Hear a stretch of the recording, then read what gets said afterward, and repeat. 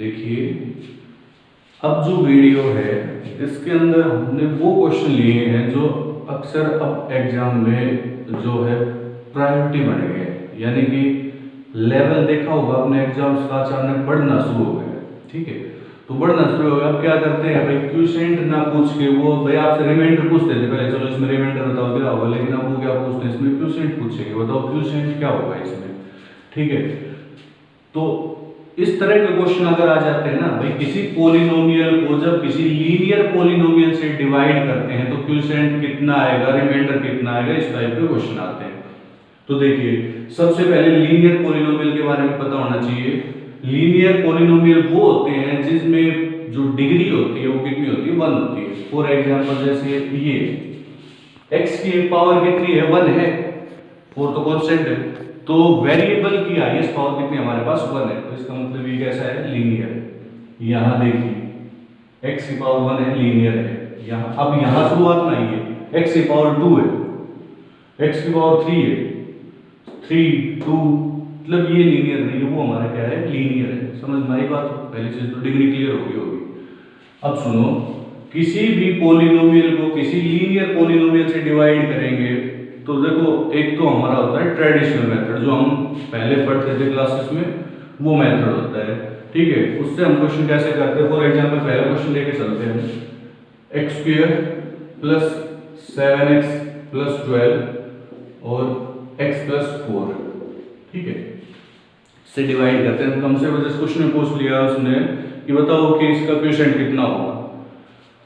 देखो डिवाइड कैसे करते हैं, पहले मैं आपको ट्रेडिशनल मेथड उसके बारे में बता रहा हूँ।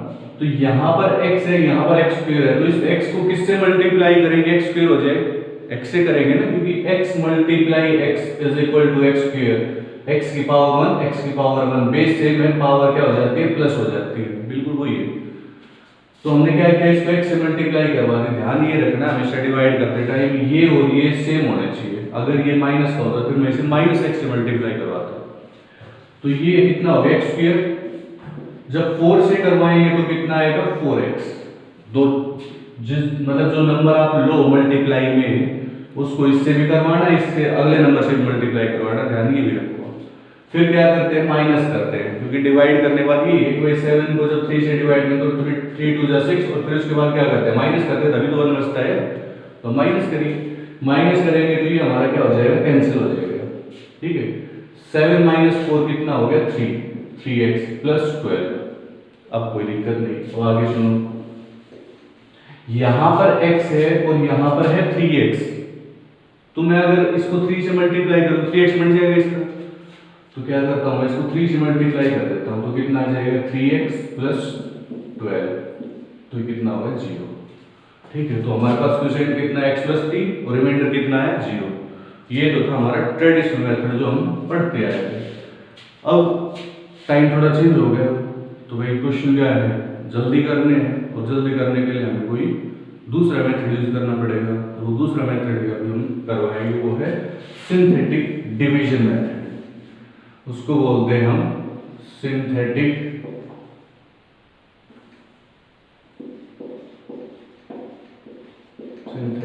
डिवीजन मेथड, इसको बोलते हैं हम सिंथेटिक डिवीजन मेथड। अब इसमें होता क्या है वो आपको मैं बताता हूँ। देखिए सबसे पहले x² + 7x + 12, वो जो जिसको डिवाइड करना है वो सिस्टमैटिक तरीके से होना चाहिए। सिस्टमैटिक मतलब पहले पावर 2 फिर 1 फिर कांस्टेंट, पहले 3 फिर 2 फिर 1 फिर कांस्टेंट, ऐसे होना चाहिए। नहीं है तो बीच में जो चीज गायब है उसे 0 आप लिख सकते हो। मतलब कि मैं अगर कहूँ 3x² और +7 है, तो यहाँ पर देखिए स्क्वायर के बाद x की टर्म होनी चाहिए, जो कि नहीं है, तो हम क्या लिख सकते हैं, 3x² + 0x लिख सकता हूँ इसको मैं, क्योंकि भाई 0x क्या होता है, 0 ही होता है। तो ये हम इसको सही कर सकते हैं। मतलब मैनेज आप करना है, सबसे पहला स्टेप क्या होगा, आप उसे सिस्टमैटिक तरीके से लिखेंगे। ठीक है, अब देखिए सबसे पहले आप एक ऐसे लाइन ले लीजिए, लगा लिया आपने लाइन। सबसे पहला कोफिशिएंट x² फिर x और फिर 12। तो x² का कोफिशिएंट क्या है, क्या है भाई, 1 है, क्योंकि इसके साथ कुछ नहीं है, तो क्या है, 1 है, तो 1। x का कोफिशिएंट क्या है, 7, लिखो 7। 12, एज इट इज लिख दिया। अब किससे डिवाइड कर रहे हैं, x प्लस 4 से डिवाइड करना है।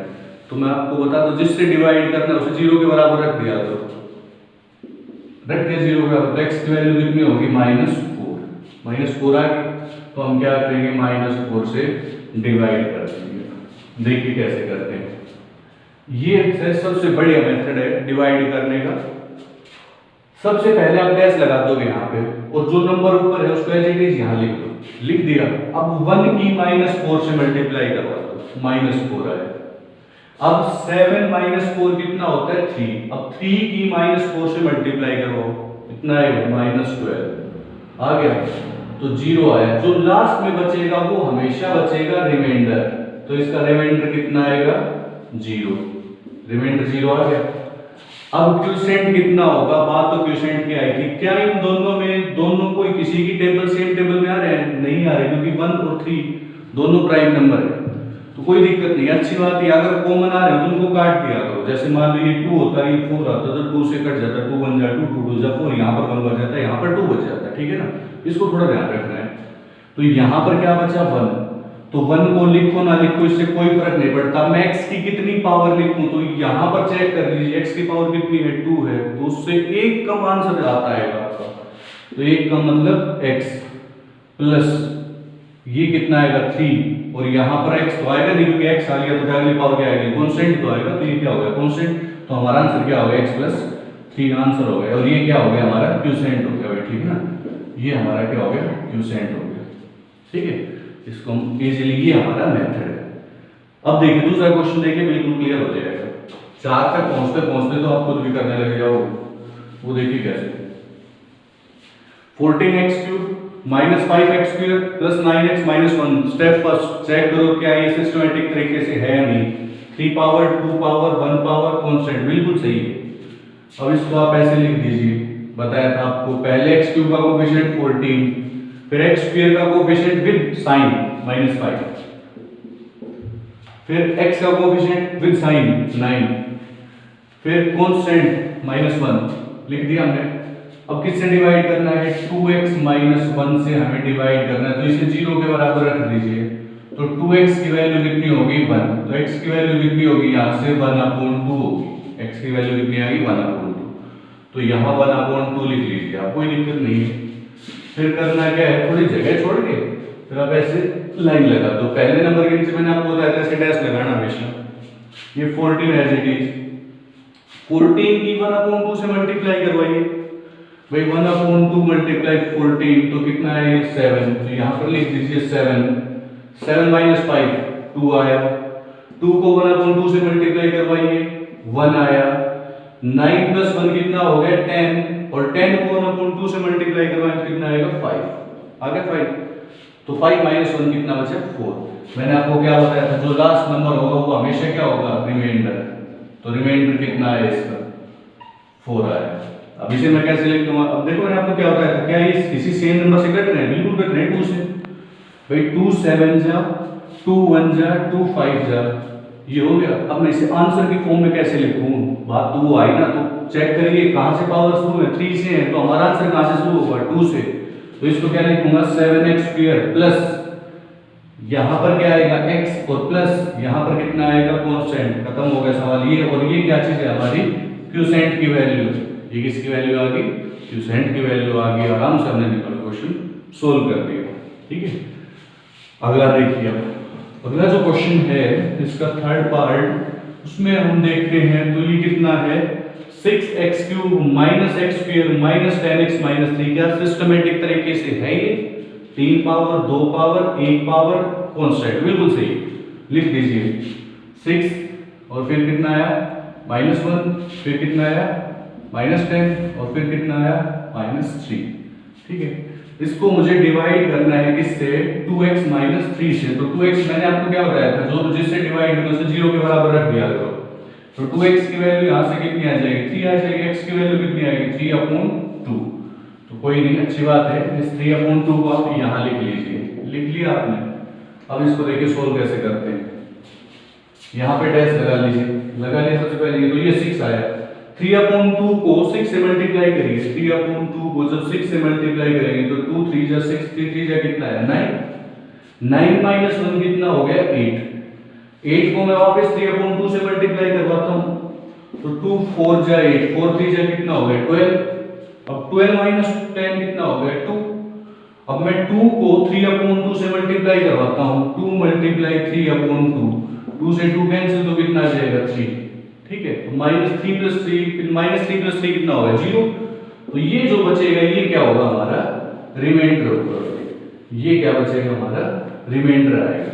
मैंने आपको क्या बताया था, इसको किससे डिवाइड करना है, जब देखिए 6 8 2, 2 से डिवाइड होता रहे, 2 3 जा 6, 2 4 जा 8, 2 1 जा 2 हो गया। अब पावर भाई x लगाने हैं, कितने लगाए, यहाँ पे आंसर लिखिए, क्वोशिएंट तो आ गया, लेकिन इसको सही तरीके से कैसे लिखेंगे, तो यहाँ पर पहुंचिए आप, x की पावर 3 स्टेटमेंट में था तो आंसर कहाँ से शुरू होगा, एक कम x की पावर 2 से, तो यहाँ पर x की पावर 2 प्लस यहाँ पर x की पावर 1 और प्लस ये क्या होगा कांस्टेंट, तो इसका मतलब ये क्या हो गया हमारा क्वोशिएंट की वैल्यू आ गई, ठीक है, ये किसकी वैल्यू आ गई क्वोशिएंट की वैल्यू, ये क्या आ गया हमारा रिमाइंडर आ गया। अब फोर्थ क्वेश्चन देखिए फटाफट। फोर्थ क्वेश्चन में सबसे पहले ये चेक करेंगे क्या ये सिस्टमैटिक तरीके से है, 4 पावर 3 पावर 2 पावर होनी चाहिए थी जो कि गायब है, अच्छी बात, 1 पावर फिर कांस्टेंट वो भी गायब, ठीक है, जो गायब है उसे 0 लिख देना।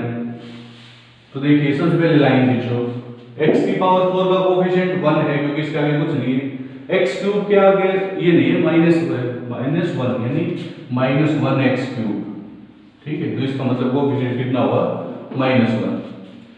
अब उसके बाद 2 का कोएफिशिएंट नहीं दे रखा भाई x² का, तो मैं 0 लिख लेता हूं, फिर x के आगे 5, फिर कांस्टेंट नहीं दे रखा 0 लिख लेते हैं। इसे x -1 से डिवाइड करना है तो आपको बताया क्या था 0 के बराबर रख दो, जिससे डिवाइड करना है उसी को ही, x कितना आ गया 1, तो मैं यहां पर 1 लिख लेता हूं। अब देखिए कैसे करेंगे, लाइन ले लीजिए, पहले नीचे तो आप डैश लगा दीजिए, ये 1 एज इट इज। अब क्या करेंगे 1 की 1 से मल्टीप्लाई करवाइए, 1 आया, -1 + 1 0, अब मैं 0 की 1 से मल्टीप्लाई करवा रहा हूं, कितना आएगा 0, 0 + 0 0, 0 की मैं 1 से मल्टीप्लाई करवा रहा हूं, कितना आया 0, तो ये कितना बचा 5, अब 5 की मैं 1 से मल्टीप्लाई करवा रहा हूं, कितना आएगा 5, तो यहाँ पर क्या बचा 5, तो ये लास्ट का 5 तो क्या बचेगा हमारा रिमाइंडर बचेगा, ठीक है, ये तो बचेगा रिमाइंडर। अब ये देखिए 1 और 5 के बीच में तो 2 0 है, तो इसका मतलब सेम नंबर से तो कटेंगे नहीं, obvious सी बात है। तो अब इसमें क्या लिखेंगे, यहाँ पर देखिए आंसर कहाँ से, इसकी स्टेटमेंट कहाँ से 4 से शुरू है, तो इसका मतलब आंसर कहाँ से, एक कम 3 से शुरू होगा, तो क्वोशिएंट कितना आएगा x की पावर 3, फिर plus 0x² plus 0x plus 5, ये 5 होगा, ठीक है।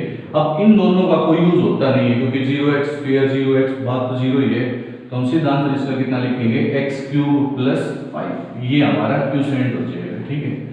तो देखिए कितना आसान है अगर इस तरीके से करें तो ये सिंथेटिक डिवीजन कोई शॉर्टकट नहीं है किसी भी चीज का, सिंथेटिक डिवीजन एक प्रॉपर मेथड है। जब आप क्लास बीएससी में जाओगे तो वहां पे कार्डन मेथड है, उसमें इसका यूज भी होता है, ठीक है। तो आप क्या करना, देखो कोई भी चीज है, जैसे हम +2 में पढ़ेंगे, +1 में हम लिमिट का चैप्टर पढ़ते हैं तो वहाँ पर हम एल हॉस्पिटल रूल है वो यूज करते हैं, हालांकि बीएससी का चैप्टर जो तो वो है कॉन्सेप्ट है, लेकिन हम उसे यूज कहाँ +1 में कर देते हैं। तो मैं ये किस लिए यूज किया, हमने यहाँ पर चीज को शॉर्ट बनाने के लिए यूज किया है, ठीक है। इसका कोई वो नहीं है कि भाई ये कोई वैसे कोई रूल बना के रख दिया, ऐसा कुछ नहीं है, प्रॉपर रूल है ये, ठीक है। इससे आप क्वेश्चन को सोल्व करने की एक बार कोशिश करें, ठीक है, क्योंकि भाई टाइम एग्जाम टाइम में क्या होता है, टाइम बचाना होता है ना, टाइम बचाने के लिए कहाँ से, अगर आप कॉम्पिटिटिव एग्जाम दे रहे हैं तो आप ये मेथड यूज करें, बिल्कुल आंसर फटाफट आ जाएगा। धन्यवाद।